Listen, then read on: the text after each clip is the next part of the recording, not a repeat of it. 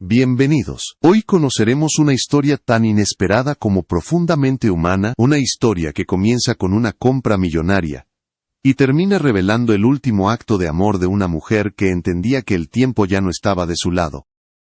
Esta es la historia de la decisión final de Tatiana Schlossberg y del por qué eligió un apartamento que casi no llegaría a habitar.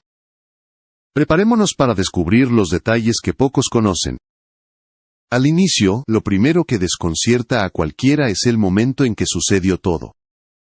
Tatiana Schlossberg murió a los 35 años, y apenas 3 meses antes había pagado en efectivo $7.2 millones por un apartamento de 4 dormitorios en Park Avenue. El cálculo, la urgencia y la magnitud de la compra generan preguntas inevitables.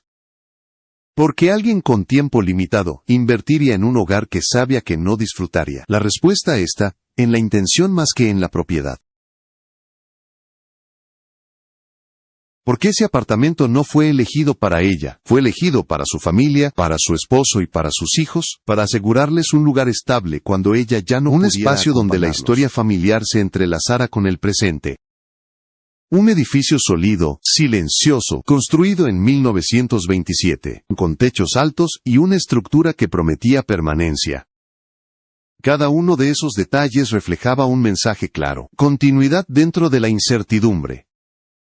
Gracias por ver este video, y por suscribirte al canal, para darme más motivación para seguir creando contenido. El edificio está ubicado en el número 765 de Park Avenue, en la esquina de la calle 72 del Upper East Side, una zona donde la familia de Tatiana había vivido durante generaciones. No era un capricho arquitectónico, era un ancla emocional. Dentro del apartamento, la sala con chimenea, la cocina amplia y los espacios luminosos no hablaban de lujo sino de estabilidad.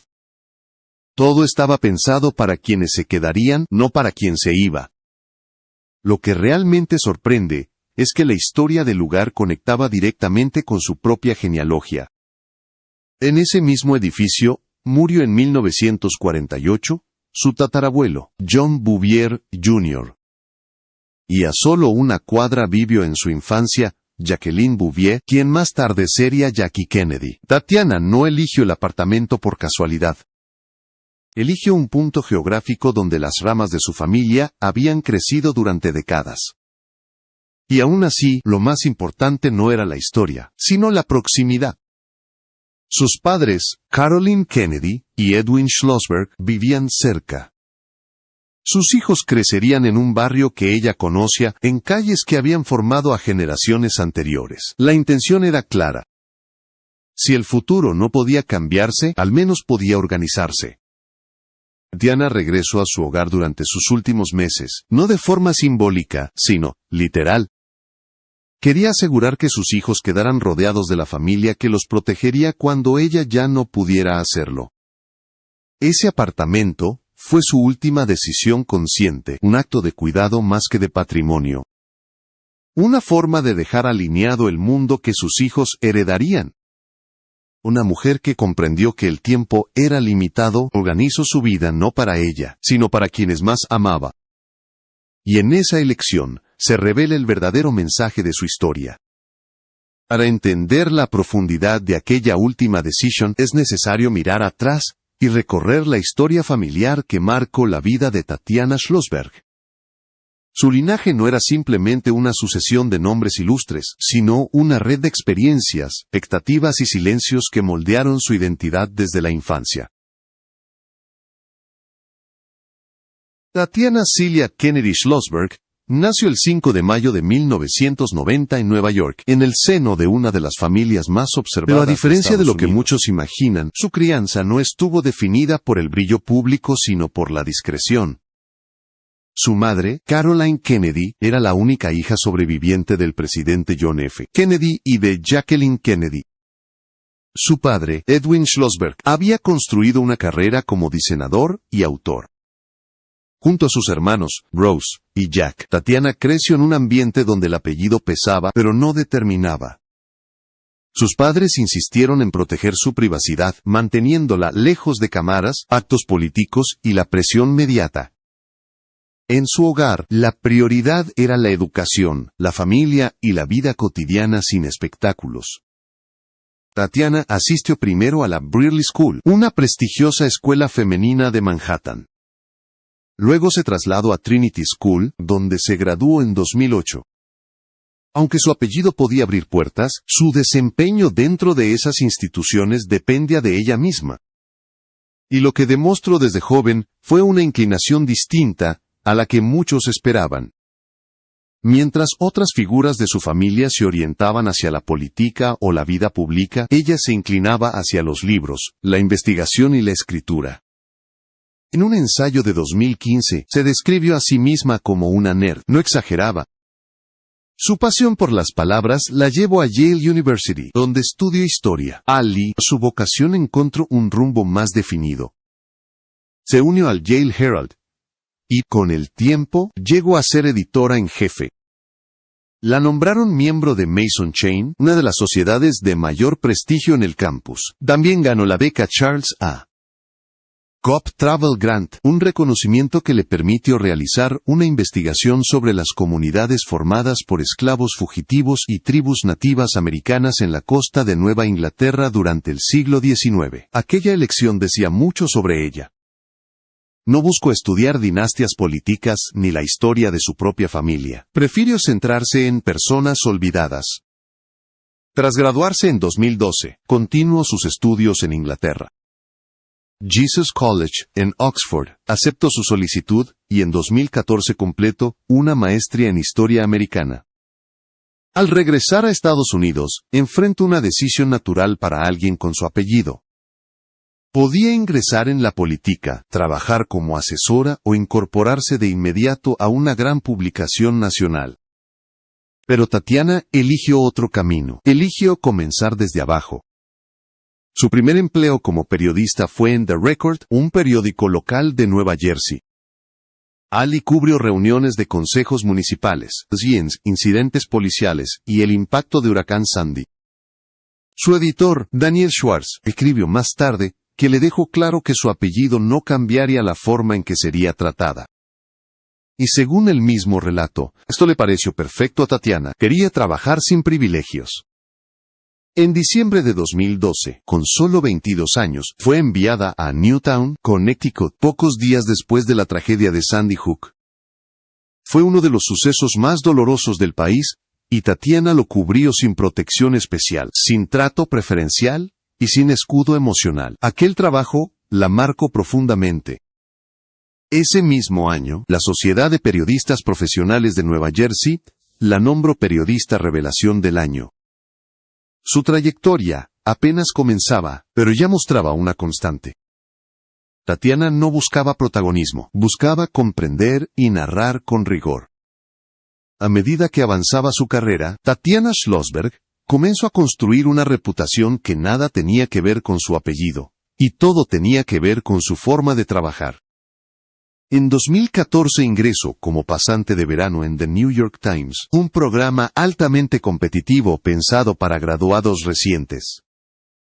Su pasantía duró 10 semanas y, al finalizar, el periódico le ofreció un puesto en la redacción metropolitana. Era un logro significativo para cualquiera, pero para Tatiana representaba algo más profundo. Era la confirmación de que su trabajo hablaba por ella. Durante esa etapa, escribió un artículo que más tarde se transformó en una curiosidad dentro de la historia de la familia Kennedy. Un cachorro de oso muerto había aparecido en Central Park sin explicación.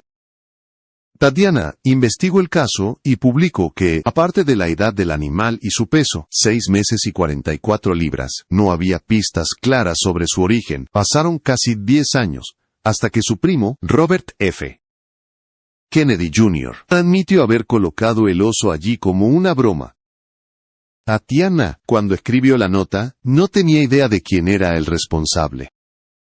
Aquello revelaba su postura esencial frente al periodismo: seguir los hechos, no los supuestos. Con el tiempo, su enfoque en el Times cambió. De la sección metropolitana pasó a la sección de ciencia, donde comenzó a especializarse en temas ambientales y climativos. Sus colegas notaron rápidamente su estilo. Era metódica, cuidadosa, detallista. No se apresuraba, no exageraba, no dramatizaba, investigaba a profundidad. Henry Fountain, un veterano reportero de clima del periódico, la describió como alguien que tomaba la disciplina muy en serio. Su credibilidad se construía desde la paciencia y la coherencia. El año 2017 marcó un giro en su vida profesional y personal. Ese año dejó el New York Times para dedicarse por completo al trabajo independiente y, al mismo tiempo, se casó con George Moran, a quien había conocido en Yale. La boda se celebró en Redgate Farm, la propiedad que Jacqueline Kennedy Onassis había comprado en 1979 en Martha's Vineyard. El lugar era parte fundamental del paisaje emocional de Tatiana. Allí había pasado veranos enteros desde niña, y allí también había descubierto su vocación por la escritura, cuando fue interna del Vineyard Gazette. La finca tenía su propia historia. Jackie la había adquirido por aproximadamente $1 millón, y encargó al arquitecto Hugh Newell Jacobson el diseño de la casa principal, mientras que su amiga Bonnie Mellon se ocupó del paisaje. Después de la muerte de Jackie, Caroline Kennedy heredó la propiedad y en 2000, Tatiana vio de cerca las renovaciones dirigidas por la arquitecta Deborah Burke. Redgate Farm no era solo un lugar familiar, era un símbolo de continuidad, de raíces y de memoria. Que su boda se realizara allí no fue una casualidad, fue un gesto que unía generaciones. Al dejar el Times, Tatiana comenzó a escribir para diversas publicaciones como The Atlantic, The Washington Post, Vanity Fair, Bloomberg y Yale Environment 360. También inició un boletín en Substack, llamado News from a Changing Planet, que rápidamente atrajo miles de suscriptores. Sus artículos tenían un sello distintivo, eran claros, rigurosos y profundamente humanos. Ella no solo explicaba problemas ambientales, explicaba sistemas. Mostraba cómo una acción cotidiana en una ciudad podía desencadenar consecuencias en un ecosistema distante. Ayudaba a los lectores a comprender un mundo interconectado. Su proyecto más ambicioso llegó en agosto de 2019 con su libro Inconspicuous Consumption. En sus más de 300 páginas, Tatiana analizaba la relación entre los hábitos diarios y el impacto ambiental. Dividió su investigación en 4 grandes áreas: tecnología e Internet, alimentación, moda y energía. A través de ejemplos concretos, revelaba conexiones que la mayoría de la gente desconocía. Como el streaming de una película en Nueva York podía depender de plantas de carbón en Virginia. Como un suéter económico podía acelerar la desertificación en Mongolia. Como la energía en Inglaterra podía estar ligada a la deforestación en Carolina del Norte. Las críticas fueron extraordinarias. Vogue describió su enfoque como una guía clara para quienes intentaban comprender un problema inmenso. The New York Times destacó la forma en que lograba mostrar que las pequeñas decisiones producen efectos amplios. Vanity Fair consideró el libro una mirada convincente a la interdependencia del mundo moderno. Kirkus Reviews lo calificó como un mapa para ver la acción climática como algo posible en lugar de abrumador. En 2020, su obra ganó el prestigioso premio Rachel Carson, de la Sociedad de Periodistas Ambientales. Para Tatiana, aquel reconocimiento era importante, pero no por el prestigio sino por el mensaje. Quería que el público entendiera sin sentirse paralizado. Tatiana creía que el periodismo climático necesitaba menos alarmas y más contexto, menos desesperación y más explicaciones claras. Sostenía que la incertidumbre forma parte del conocimiento, y que la humildad intelectual era esencial. Repetía que aceptar lo que uno no sabe es el primer paso para aprender lo que debe saber. Esa postura impregnaba cada línea que escribía. Su familia era famosa por la política, pero ella estaba decidida a construir una identidad basada en su trabajo, no en su apellido. Mientras su carrera literaria y periodística crecía, Tatiana Schlossberg se mantuvo fiel a una manera particular de mirar el mundo. No buscaba respuestas simples para problemas complejos, y desconfiaba de las narrativas que ofrecían explicaciones inmediatas. Para ella, comprender significaba cuestionar, investigar y aceptar que el conocimiento es siempre un proceso en movimiento. Esa actitud la distinguía de muchos comunicadores que preferían dramatizar o simplificar. Tatiana elegía siempre la precisión. En 2019 apareció en el programa Today Show, donde le preguntaron si consideraba seguir los pasos políticos de su familia. La pregunta era lógica. Su abuelo había sido presidente, su abuela, una figura emblemática de la cultura estadounidense, y varias ramas de la familia se habían mantenido activas en la vida pública. Sin embargo, Tatiana respondió con claridad. No entraría en política. Su vocación estaba en la escritura, no en el poder. Creía que cada persona debía servir desde el lugar donde mejor podía aportar, y en su caso, ese lugar eran las palabras. La entrevista también profundizó en la tradición literaria de su familia. Aunque los Kennedy eran conocidos principalmente por su influencia política, Tatiana recordó que su abuelo escribió discursos y libros, que su abuela trabajó como editora, y que tanto su madre como su padre habían publicado obras. Para ella, pertenecer a esa línea de creadores era un orgullo. Pero también un compromiso. Sabía que la credibilidad no se hereda, se construye. Por eso insistía en estudiar, investigar y verificar cada detalle antes de publicar. A medida que avanzaba hacia nuevos proyectos, comenzó a planear un segundo libro, esta vez dedicado a los océanos.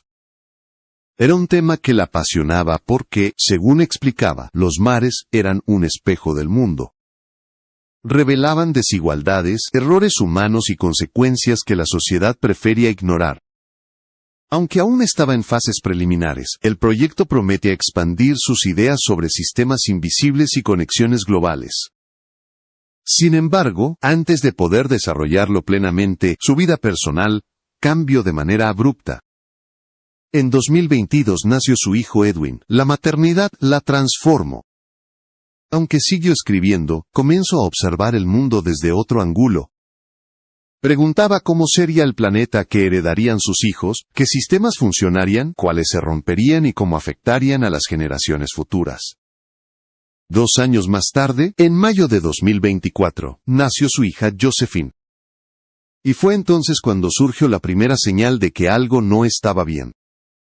Mientras aún estaba hospitalizada tras el parto, los médicos notaron un nivel anormal en sus glóbulos blancos. Siguieron días de exámenes, estudios y evaluaciones. Nadie imagina recibir una noticia así en un momento que debería ser de alegría absoluta. El diagnóstico llegó con dureza. Leucemia mieloide aguda, una enfermedad agresiva que exige tratamiento inmediato. Empezó ciclos intensivos de quimioterapia, recibió un trasplante de médula ósea donado por su hermana Rose, y se unió a un ensayo clínico experimental. Cada decisión médica era una carrera contra el tiempo. Aunque hizo todo lo posible, los médicos descubrieron que una mutación muy poco común volvía a la enfermedad resistente a los tratamientos. Cuando finalmente le comunicaron que era terminal, Tatiana reaccionó con la misma claridad con la que escribía. No dramatizo, no busco consuelo en ilusiones. Quiso comprender lo que estaba pasando, entender la progresión de la enfermedad, el impacto en su cuerpo y el tiempo que le quedaba.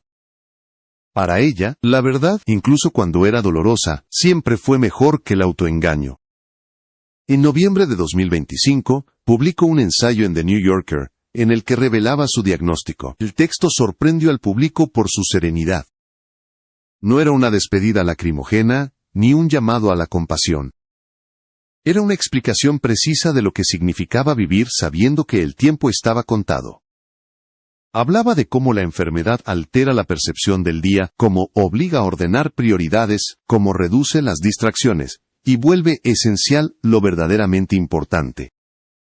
Esa honestidad, tan propia de ella, conmovió profundamente a quienes la leyeron. Incluso en medio de la enfermedad, Tatiana siguió escribiendo como una forma de permanecer orientada, de mantener su identidad intacta.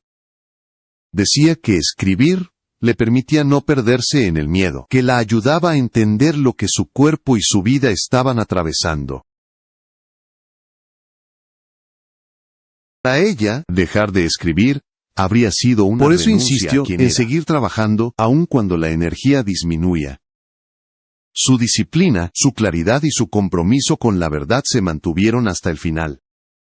En los meses finales de su vida, Tatiana Schlossberg adoptó una postura que sorprendió incluso a quienes la conocían bien. No se hundió en la desesperación, ni se refugió en la negación. Eligió la claridad. Eligió enfrentar lo que venía con una mezcla de lucidez y responsabilidad que definió cada uno de sus actos. Mientras su salud fluctuaba entre pequeños avances y retrocesos inevitables, su mente se concentró en un único objetivo: preparar el mundo en el que vivirían sus hijos cuando ella ya no pudiera acompañarlos. La enfermedad no la hizo abandonar sus prioridades, al contrario, las agudizó. Comprendió que Edwin y Josephine crecerían sin recordar su voz, su presencia o sus gestos cotidianos. Esa idea podía haber sido paralizante, pero Tatiana transformó ese miedo en acción. Empezó a planificar. Analizó dónde viviría su familia, cómo podrían mantenerse unidos, qué apoyos tendrían y qué estabilidad necesitaban para crecer sin sobresaltos. Aquellas preguntas la guiaron hacia una decisión que marcaría su legado. Fue entonces cuando pensó en la posibilidad de un nuevo hogar, no un símbolo ni un monumento, sino un refugio. Un espacio donde su esposo, George, pudiera criar a los niños, cerca de los abuelos, en calles familiares, rodeados de recuerdos y de una red de apoyo constante. Sabía que los cambios abruptos podrían desestabilizar a los niños y quería evitarlo. Para Tatiana, el futuro de sus hijos merecía un cimiento sólido y reconocible. La búsqueda no se centró en lujo ni prestigio, se centró en continuidad, en encontrar un lugar que conectara pasado y futuro. La respuesta surgió en la esquina de Park Avenue y la calle 72. Un edificio prebélico de 14 pisos, construido en 1927, silencioso y robusto, con detalles arquitectónicos que habían resistido casi un siglo. Dentro, un apartamento de aproximadamente 3.600 pies cuadrados, con habitaciones amplias, techos altos y un diseño pensado para una familia. Pero más allá de sus características físicas, había un elemento que volvía a aquel lugar único. Su historia familiar estaba inscrita en esas paredes. En ese mismo edificio había muerto en 1948 su tatarabuelo, John Bouvier Jr. Y a escasas cuadras, en el número 740 de Park Avenue, su abuela Jackie Kennedy había pasado parte de su infancia en la década de 1930. Era un espacio que unía generaciones, un punto donde la memoria familiar adquiría forma física. Tatiana entendió que ese era el lugar, no por el precio ni por la ubicación prestigiosa, sino por lo que representaba. Fue una decisión tomada sin titubeos. Pagó los $7.2 millones en efectivo para evitar trámites largos. No había tiempo para procesos financieros que pudieran retrasar el cierre. Era, literalmente, una carrera contra el calendario. Quería dejar todo resuelto antes de que la enfermedad avanzara más allá de su capacidad de gestión. Mientras tomaba estas decisiones, también reflexionaba sobre la forma en que sus hijos conocerían su historia. Sabía que no conservarían recuerdos tangibles de ella, pero confiaba en que crecer en un lugar lleno de conexiones familiares les permitiría sentir su presencia de otra manera. El entorno sería una forma de memoria. Las calles, los parques, las esquinas iluminadas del Upper East Side serían un puente silencioso hacia su madre. Para Tatiana, construir estabilidad no era un acto abstracto, era una acción concreta. Pensaba en la rutina que tendrían sus hijos, en la cercanía con sus abuelos, en la facilidad con la que George podría mantener una red de apoyo. Cada detalle importaba. La decisión era un gesto de amor.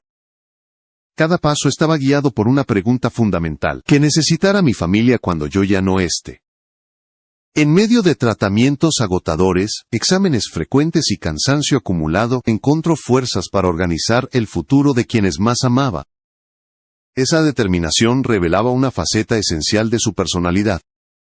La capacidad de responder a la adversidad con planificación en lugar de desesperación.